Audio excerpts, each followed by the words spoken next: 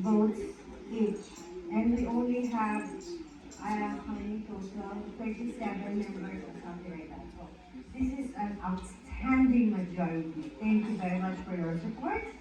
Our first new member of the board is Andre Lim. Actually, he's the founder of Tribal Mission Philippines. Palakpakan naman natin.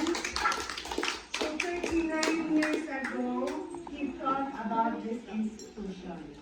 And now on his 39th year, running 40th, which is a milestone organizational celebration, he is back and now has time for us.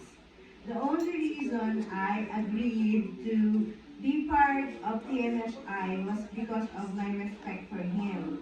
And of course, because of the staff.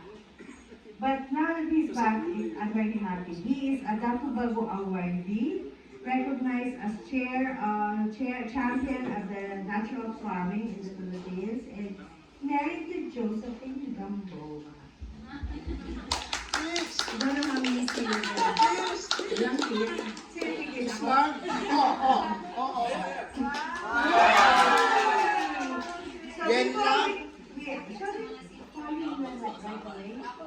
Before we call our founder and now member of the board to the front, let me reintroduce Cheryl Protecson, who has served MFI for 22 years. She is on the second frame right there, looking very sleepy. She just landed in this other country. And nasa US. Pero hindi siya US citizen ha. Bawal ng US citizen sa Board of Trustees eh. Hint! Gano'n rin. And then she was managing director of TMFI for a long time. Training program manager, curriculum development trainer, community development, lahat na nasa kanya. With a master's degree and now doing her PhD in ethnohermeneutics at NAITS.